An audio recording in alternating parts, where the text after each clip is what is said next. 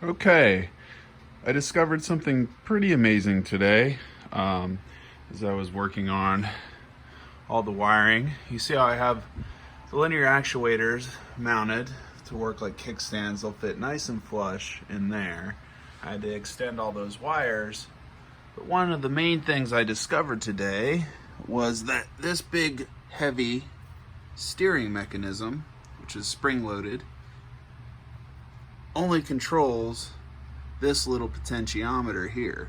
This is the whole steering mechanism that tells the machine where to go.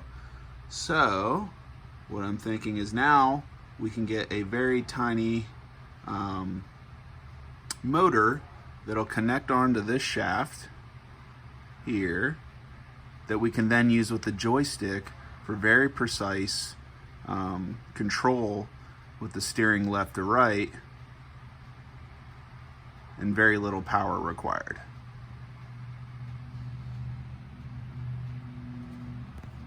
Okay, next up are the linear actuators.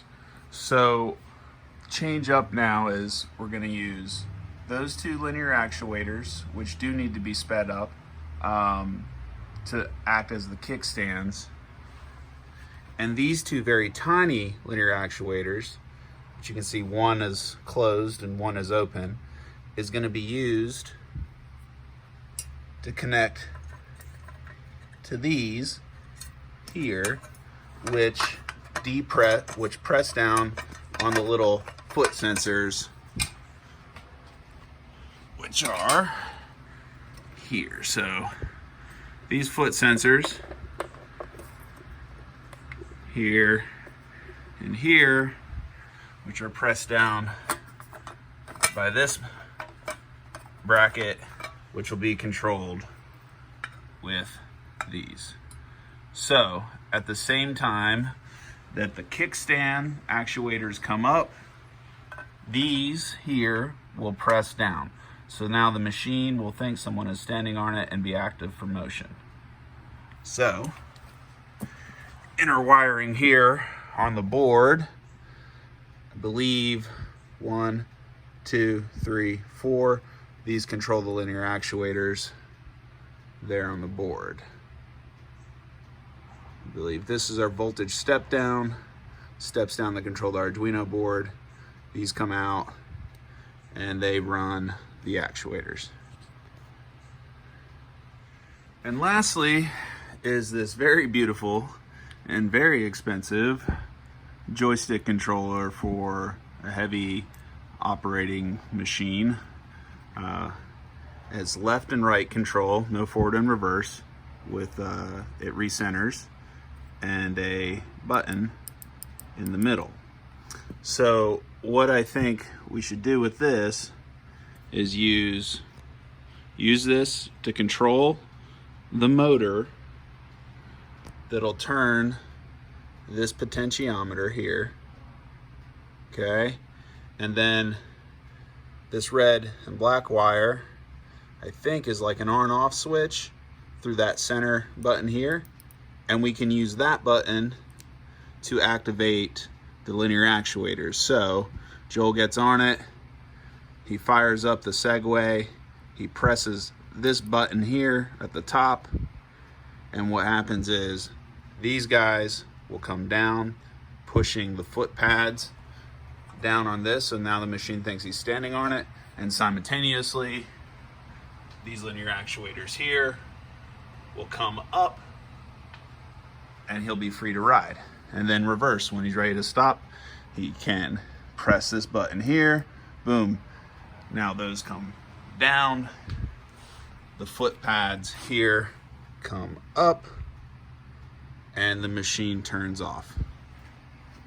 The other beautiful thing about controlling the steering with this little guy, and we don't need this super heavy piece that went on the front, is now we can house all the electronics, even the voltage step down unit, right on board here with a cover over all this, and completely get rid of this initial raised platform that was going to house the electronics. So now we can get the Segway main platform all encased in the original center housing completely enclosed, thus allowing me to lower this whole bracketry system back down to where it originally came to, which was that height there.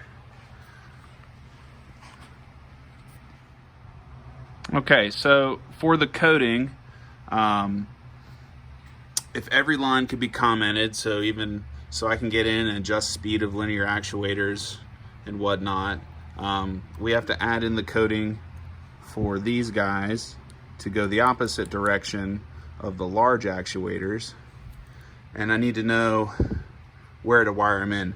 Because these guys are so small, I can likely just wire them together into one port. Then each one of these other ports will run the front and rear linear actuator, and then we have, I guess, one more port that we can use for a tiny motor to control this solenoid here, which won't require a lot of power because it's very easy to just turn by hand. It doesn't require much torque at all. So something very small to just fit right over that shaft and control it. Then I'll need to know how to take this joystick here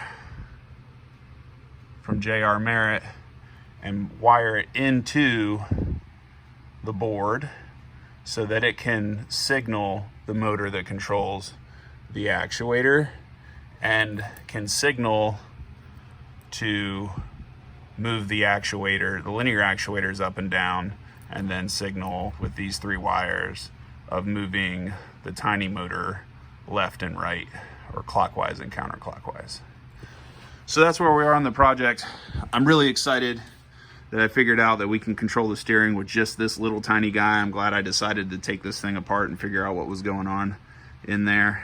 That simplifies a lot. It slims down the whole ordeal and reduces weight, all important factors here. So